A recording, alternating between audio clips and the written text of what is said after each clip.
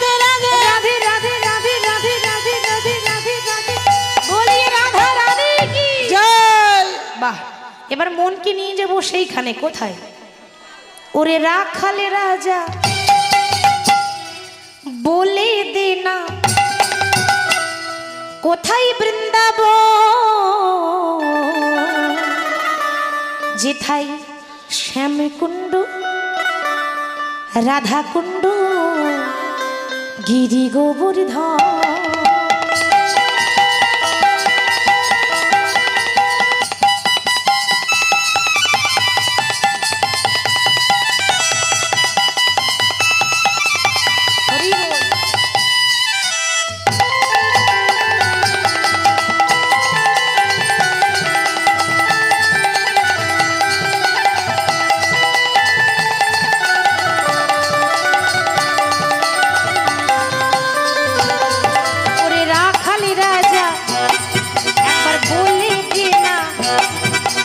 কোথায় বৃন্দাবন শ্যামকুণ্ড রাধাকুণ্ড গিরি গোবর্ধন।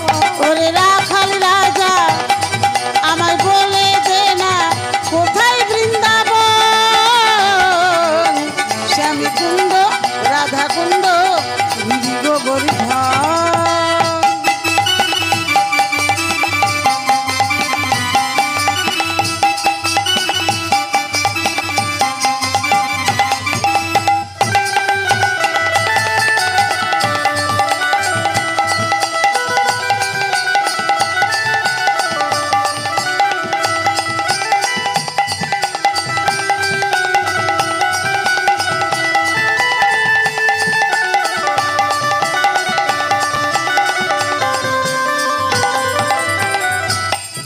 যেথায় ভাগ্যবতী শ্রী যমুনা উজানি বয়ে যায়, কেশি ঘাটার বংশী বটে আছে শ্যামরায়। ভাগ্যবতী শ্রী যমুনা উজান বয়ে যায়, কেশি ঘাটে বংশী বটে আছে শ্যামরায়। ভাগ্যবতী শ্রী যমুনা উজানি বয়ে যায়, কেশি ঘাটার বংশী বটে আছে শ্যামরায়।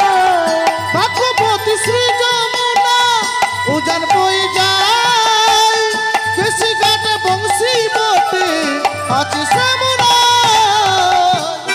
যেথায় বাঁশরি বাঁশরি বাজাই রে কালা, বাঁশরি বাজায় শ্যামকুণ্ডে রাধাকুণ্ডে বসে শ্যামরায়। ওরে রাখাল রাজা বলে দে না কোথায় বৃন্দাবন শ্যামকুণ্ড রাধাকুণ্ড গিরি গোবর্ধন। শ্যামকুণ্ড রাধাকুণ্ড গিরি গোবর্ধন। শ্যামকুণ্ড রাধাকুণ্ড গিরি গোবর্ধন। ওরে শ্যামকুণ্ড রাধাকুণ্ড গিরি গোবর্ধন। জয় সকল ভক্তবৃন্দ কি জয়। রাধা রানী কি জয়। বৃন্দাবনে যেতে গেলে প্রথমেই রাধে রাধে বলতে হয়, তাই না মা? দেখবেন বৃন্দাবনে গেলে প্রথমেই বলে রাধে রাধে, তারপর বলে ভালো আছেন তো। ওই জন্য প্রত্যেকটা কীর্তনীয়ারাই লীলায় যাওয়ার আগে একটু রাধা নাম গায়। আজকে বৃন্দাবনে ভগবান লীলা করব বলে আপনারা সবাই জানেন বৃন্দাবনে দুটো কুণ্ড আছে, একটা শ্যামকুণ্ড একটা রাধাকুণ্ড। রাধাকুণ্ডের এমন কোনো গাছ নেই যেখানে রাধা নাম লেখা নেই, এমন কোনো পাতা নেই যে একে অপরের সঙ্গে করতালি দিয়ে রাধা নাম গাইছে না। ওমা এমন কোনো ফুল নেই যে ফুলের ওপর ভ্রমর বসে না, এমন কোনো ভ্রমর নেই যে ভ্রমর রাধা নামে গুনগুন গান গাইছে না। প্রত্যেকটা রাধাকুণ্ডের পাতায় পাতায় রাধা নাম লেখা আছে। সেই রাধাকুণ্ড তীরে প্রাণ গোবিন্দ আমার বসে আছে, ওদিকে শ্রীমতী রাধারানী আমার। যখনই ঘর থেকে বাইরে বেরিয়ে আসে, আপনারা সকলে জানেন, তখন কিন্তু ওই ছলনা করে বেরিয়ে আসে, ওই যমুনাতে জল আনতে যাওয়ার ছলা করে, ঠিক তো মা? কেন না রাধারানী যে ঘরে বাস করে ওটা বাদিনীর ঘর। রাধারানীর শাশুড়ি আছে, ননদী আছে। শাশুড়ির নাম কি ছিল? জটিলা। আর ননদিনীর নাম কুটিলা। বাহ, কুটিলা নাম কাদের হয়? যাদের মন খুব ভালো হয় না,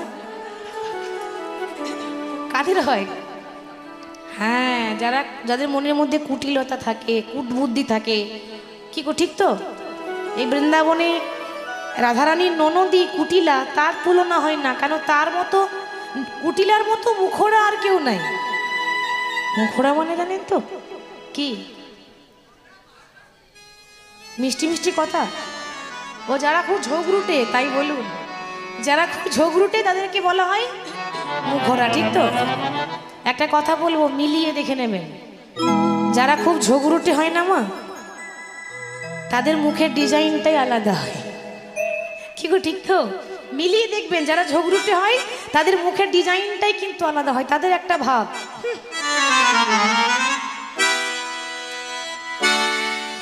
এরকম করে তো। আমাকে ভাববেন না যেন, আমি কিন্তু ঝগড়া টগড়া করতে পারি না, কিন্তু দেখেছি যারা এরকম হয় তারা এরকমই মুখের ভাব, সবসময় মুখ ঘোরায়। রাধারানীর ননদী কিন্তু সেরকম। রাধারানী এটা বর্ণনা করছে যে আমার শাশুড়ির এক জ্বালা, তারপর আবার ননদী নয়, 9টা নদী। একটা নদী হতে সাঁতার কেটে চলে যেতাম, 9টা নদী তো, তাই সাঁতার কেটে যেতে পারি না। তাহলে এক ঘরের জ্বালা, তারপর আবার পাড়া পড়শির জ্বালা। আর এমন ঘরে বাস করি যে ঘরে নীল শাড়ি পরতে মানা। নীল শাড়ি পরলে কৃষ্ণের কথা মনে পড়ে যাবে। কালো আকাশের পানে, কালো মেঘের পানে চাইতে মানা, কারণ মেঘ কালো, আমার কৃষ্ণ কালো। আবার রাধারানী এমন ঘরে বাস করে মা যে ঘরে যমুনার জল আনতে মানা, কারণ যমুনার জল কালো আর আমার কৃষ্ণ কালো। তাহলে এত বাধা, এত বিঘ্ন, সে শাশুড়ি ননদীকে ছেড়ে জল আনতে যাওয়ার ছলনা করে ঘর থেকে বেরিয়ে এসেছে রাধাকুণ্ড তীরে। এসে রাধারানী আমার গোবিন্দের চরণতলে এসে বসে আছে। কিন্তু মা, রাধারানীর মন বড় খারাপ, মানে মাথা নিচু করে মন ভারী করে বসে আছে। তো কৃষ্ণ বলছে, রাই তুমি এমন করে থেকো না, একবার কথা বলো। তখন থেকে দেখছি তুমি আমার সঙ্গে কথা বলছো না, একবার বলো কি হয়েছে? তুমি আমার কাছে বসে আছো অথচ আমার সঙ্গে কথা বলছো না কেন? তুমি বলো তোমার কি হয়েছে? রাধারানী বলে, প্রাণনাথ, আমি কোনোদিন তোমার কাছে গাড়ি বাড়ি টাকা পয়সা জমি জায়গা কিচ্ছু চাইনি, কারণ কৃষ্ণ ভক্তের এটা চাওয়া পাওয়া নয়। যারা ভক্ত হয় তারা কোনোদিন বলে না যে প্রভু আমায় গাড়ি দাও, আমায় বাড়ি দাও। ভক্তদের মনে একটাই বাসনা, প্রভু আমার কিচ্ছু লাগবে না, আশীর্বাদ করো, সারা জীবন যেন তোমার রাঙা চরণ দুটো সার করতে পারে, তোমার চরণ ধরে যেন কাঁদতে পারে। রাধারানী বলছে, প্রাণনাথ, আমি তোমায় ভালোবাসি বলে আমার জীবনে এত দুঃখ কেন? আমার জীবনে এত কষ্ট কেন? কেন হবে না? ভগবান নিজের মুখে বলেছে, মা, যে করে আমার আশ আমি তারই করি সর্বনাশ। এটা আমাদের কথা নয়, ভগবান নিজে বলেছে। দেখবেন যারা বেশি হরি হরি করে, যারা বেশি ভগবানকে ভালোবাসে, ধর্ম করতে যায়, সৎ পথে যায়, সৎ কথা বলে, আপনি জীবনে কারো ক্ষতি করেননি, অন্যায় করেননি, কিন্তু মিলিয়ে দেখুন জীবনে যত দুঃখ কষ্ট জ্বালা যন্ত্রণা ভগবান আপনাকে দিয়েছে। যারা ভগবানের নাম করে তাদেরকে পথের কাঙাল হতে হয়, তার প্রমাণ দিচ্ছে রামায়ণ। রামায়ণে এক ভক্ত ছিল, তার কথা বলি উদাহরণ দিয়ে। যে জাতিতে ছিল একটা নিচু জাতির মেয়ে, নাম ছিল চণ্ডালিনী শবরী। শবরীর যখন 5 বছর বয়স, খুব ছোট, জ্ঞান হয়নি ভালো করে, তখন সে নিজের মা বাবাকে হারিয়েছিল। মা বাবাকে যখন হারিয়ে ফেললো, মা বলুন তো ওইটুকু মেয়ে কোথায় যাবে? মা নেই, বাবা নেই, ঘর বাড়ি আশ্রয় ঠিকানা কিচ্ছু নেই। একটা বনের মধ্যে ঘুরছে, বনটার নাম হলো পঞ্চবটির বন। ঘুরতে ঘুরতে বলে উঠলো, দয়াময়, এ জগতে সবাই বলে তুমি নাকি কাঙালের ঠাকুর, এ জগতে সবাই বলে তুমি নাকি দয়াল হরি, তুমি যদি কাঙালের ঠাকুর হয়ে থাকো, তুমি যদি দয়াল হরি হয়ে থাকো, এই কাঙালিনীর প্রতি কোনোদিন কি তোমার কৃপা হবে না? তাকিয়ে দেখো, আজ আমি তোমার জন্য পথের কাঙাল হয়ে গেলাম। একবার কৃপা করো দয়াময়। অপেক্ষা করেই যাচ্ছে বাবা। ওগো যদি তুমি ভগবান ভক্তেরি প্রাণ, তবে কেন দুঃখ দাও? ওগো দয়াময়, তবে কেন দুঃখ দাও? তুমি যদি ভগবান ভক্তেরি প্রাণ, তবে কেন দুঃখ দাও? ওগো ভগবান, তবে কেন দুঃখ দাও? ওগো যদি তুমি ভগবান ভক্তেরি প্রাণ, তবে কেন দুঃখ দাও? ওগো দয়াময়, তবে কেন দুঃখ দাও? যদি তুমি ভগবান ভক্তেরি প্রাণ, তবে কেন দুঃখ দাও? ও ভগবান, তবে কেন দুঃখ দাও? প্রভু তুমি যে কামনা, তুমি যে বাসনা, সকলে তোমারি দান।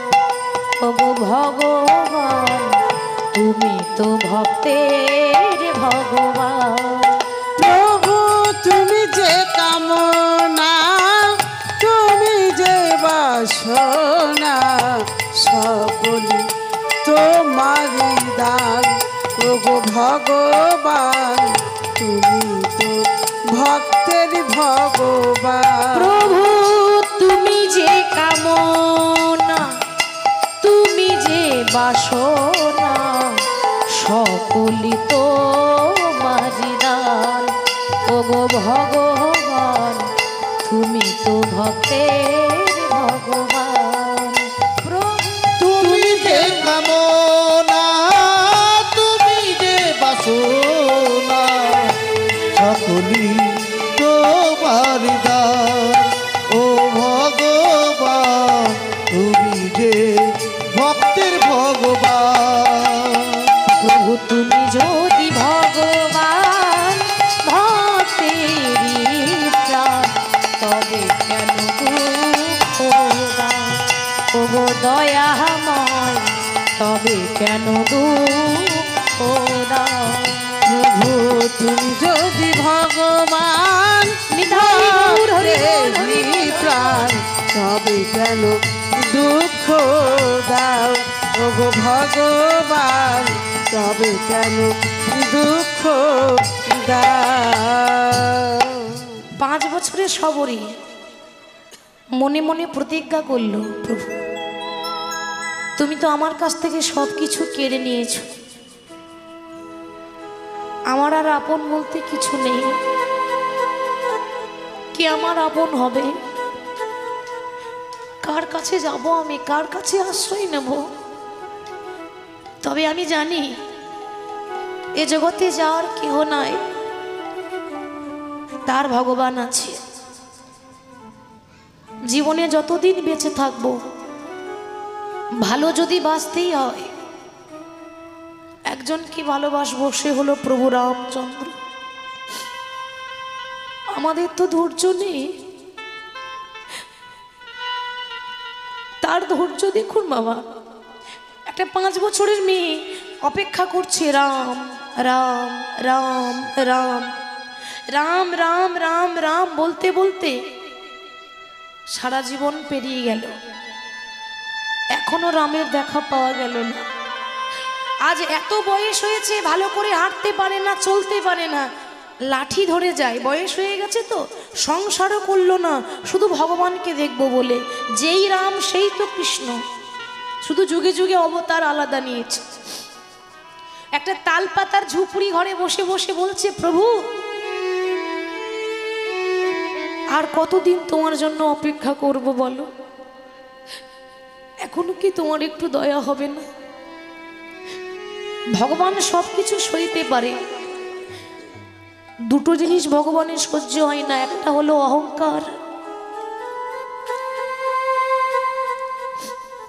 আর একটা হলো ভক্তের নয়নের জল। সে চোখের জল দিয়ে ছোটবেলা থেকে শুধু অপেক্ষা করে যাচ্ছে। প্রত্যেক দিন রাস্তাতে মা ফুল বিছিয়ে দেয়, কেন? যদি কোনোদিন আমার দয়াময় আসে, আর যদি আসার সময় আমার প্রভুর চরণে আঘাত লাগে, ওই জন্য ফুল বিছিয়ে দেয়, যেন আমার প্রভুর চরণে আঘাত না লাগে। ওদিকে ভগবান দেখছে ছোটবেলা থেকে যখন আমার অপেক্ষা করছে, এবার তো কৃপা করতে হবে। রাম লক্ষ্মণ দুই ভাই যেই না পঞ্চবটির বনে প্রবেশ করেছে, তালপাতার কুড়ে ঘরে যেই না ভগবান এসে দাঁড়ালো, সবরই মনে মনে ভাবছি, আহা ওমা, যাকে পাওয়ার জন্য ভক্তরা সারা জীবন কষ্ট করে, যোগী যারে যোগে পায় না, মুনি যারে ধ্যানে পায় না, সে ভগবান আমার মতো কাঙালিনীর ঘরে এসেছে। কিন্তু মা, আমার দয়াময়কে আমি বসতে দেব কোথায়? সবে তো একটা ছোট্ট ঝুপড়ি ঘর। এ জগতে প্রত্যেকটা ভক্ত ভগবানকে বসাবার জন্য বাড়িতে কি সুন্দর সিংহাসন বানিয়ে দেয়, গোপাল ঠাকুর বসবে বলে, ঠিক তো মা? সবাই কিন্তু কম বেশি সিংহাসন তৈরি করে ঠাকুরকে বসাবার জন্য। আমার ঘরে তো সিংহাসন নেই, তাহলে কি প্রভু দাঁড়িয়ে থাকবে? না না, তা কি করে সম্ভব? সবরই পড়েছিল পরনে একটা ছেঁড়া কাপড়, 100 জায়গায় ছেঁড়া, ধুলো বালি নোংরা ময়লা লেগে আছে। কিন্তু মাগো, মনে রাখবেন, কাপড়ের মধ্যে ময়লা থাকতে পারে, মনের মধ্যে ময়লা ছিল না। কাপড়টা ছেঁড়া হতে পারে, কাপড়ে নোংরা থাকলে কি হবে? হৃদয়ের মধ্যে তো নোংরা ছিল না। আজকে ওই ছেঁড়া কাপড়ে করে মাটির বারান্দার ধুলোটা ঝাড়ছে, ধুলো ঝেড়ে বলছে, প্রভু তুমি তো জানো আমার দালান কোঠা নেই,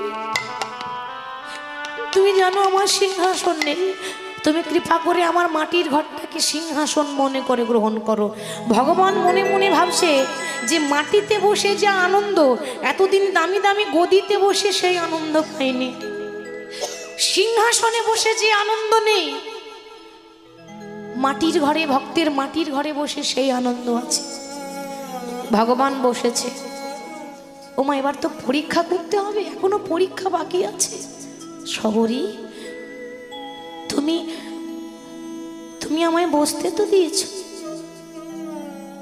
কিছু সেবা দেবে না? আমার যে বড্ড ক্ষুধা পেয়েছে, দাও আমায় কিছু সেবা দাও। কি দেবে মা? সকাল থেকে নিজেই না খেয়ে পড়ে আছে, এত অভাব, তার একবেলা অন্ন জোটে, একবেলা অন্ন জোটে না, ঠাকুরকে দেওয়ার মতো শাকন্য পর্যন্ত নেই, কি দেবে ভগবানকে? প্রভু তুমি আমার মতো কাঙালিনীর ঘরে সেবা নিতে চাও? বেশ, তুমি বসো, আমি যেমন করে হোক তোমার সেবার ব্যবস্থা করছি। ভগবান বসে আছে, দেখি ও আমাকে কি সেবা দেয়। আর পরম ভক্ত সবরই অতি বৃদ্ধা, মানে বয়স হয়েছে তো, ভালো করে চলতে পারছে না, হাঁটতে পারছে না, ঘুরতে ঘুরতে ঘুরতে ঘুরতে হঠাৎ সামনে একটা কুল গাছ দেখতে পেয়েছে। আমরা যে কুল খাই, ওই কুল গাছে অনেকগুলো কুল নিজে শাড়ির আঁচলে করে নিয়ে এসেছে মা। আঁচলে করে পেরে নিয়ে মনে মনে ভাবছে যে ভগবান 56 ভোগ খায়, যে ভগবান রাজভোগ খায়, হ্যাঁ গো, তাকে কি কুল দেওয়া যাবে? সে কি কুল গ্রহণ করবে? সত্যি করে বলুন তো মা, ভগবান কি বলেছে একবারও যে আমাকে 56 ভোগ দাও? ভগবান কি বলেছে আমাকে রাজভোগ দাও? ভগবান বলেছে ভক্ত মোর, আমাকে দেওয়ার মতো যদি তোমাদের কাছে কিছু না থাকে, নাই বা রইল, আমার দরকার নেই 56 ভোগের। এ জগতে প্রত্যেকটা ভক্তকে আমি একটা গঙ্গার একটা যমুনা দিয়েছি, দুটি নয়ন। এই নয়ন বাড়ি বরিশন করি, কেউ যদি 2 ফোঁটা জলও যদি ফেলতে পারে, ভগবান বলেন আর কিছু লাগবে না, আমি জন্ম জন্মান্তরের মতো তার কাছে দাস হয়ে যায়। সেই কুল পেরে এবার প্রভুর কাছে যাচ্ছে বাবা। প্রভুর কাছে গিয়ে এবার যেই না কুলটা আমার প্রভুর বদনে তুলে দিতে যাবে, হঠাৎ মনে মনে চিন্তা করলো যে আমি কুলটা যে আমার প্রভুকে দেব, কি গো, আমার ভগবানকে দেওয়ার আগে নিজে খেয়ে দেখতে হবে না কুলটা টক আছে না মিষ্টি আছে? দেখেছেন কতটা ভগবানের প্রতি ভালোবাসা। ভালোবাসতে গেলেই আগে বাসাটা ভালো করতে হয়, তবেই তো ভালোবাসা যায়। তার পরনে পোশাক ভালো ছিল না, কিন্তু বাসাটা তো ভালো ছিল, হৃদয়টা তো ছিল। এক একটা কুল নিজে খেয়ে দেখছে, যেটা টক লাগছে সেটা ফেলে দিল, যেটা মিষ্টি লাগছে সেটা রামের বদনে তুলে দিল। একবারও ভাবলো না যে কুলটা এঁঠো হয়ে গেল। সে তো এঁঠো দিচ্ছে, আমরা এঁঠো দিতে পারি? পারি না। আচ্ছা, কতটা ভালোবাসলে এঁঠো দেওয়া হয় বুঝতে পারছেন? এঁঠো সবাইকে দিতে পারি? যাকে খুব ভালোবাসি তাকে দেখবে নিজের এঁঠোটা খাইয়ে দেয়, নাও খাও। তাহলে কত ভালোবাসে যে নিজের এঁঠোটা ভগবানকে খাইয়ে দিল। আর ভগবান মনে হচ্ছে এত আনন্দ ভগবানের, মনে মনে ভাবছে এতদিন রাজভোগ খেয়েছি কিন্তু এরকম আনন্দ পাইনি। আরে এ জগতে মন্ত্রে তন্ত্রে আমায় সবাই ডাকে, মন্ত্রে তন্ত্রে সবাই ডাকে, কিন্তু কজন আছে মন্ত্রতন্ত্র দিয়ে তো সবাই ডাকে, কজন আছে এমন করে ওই চোখের জলে ভেসে আমায় কেউ ডাকে না? চোখের জলে ভেসে কেউ ডাকে না, আমায় মন্ত্রে তন্ত্রে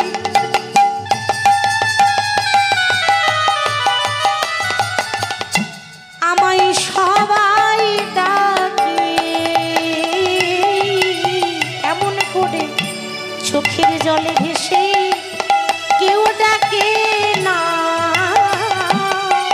আমার মন্ত্রে তন্ত্রে,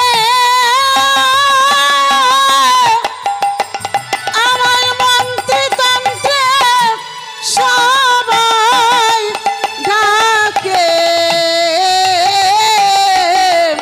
চোখের জলে ভেসে কেউ ডাকে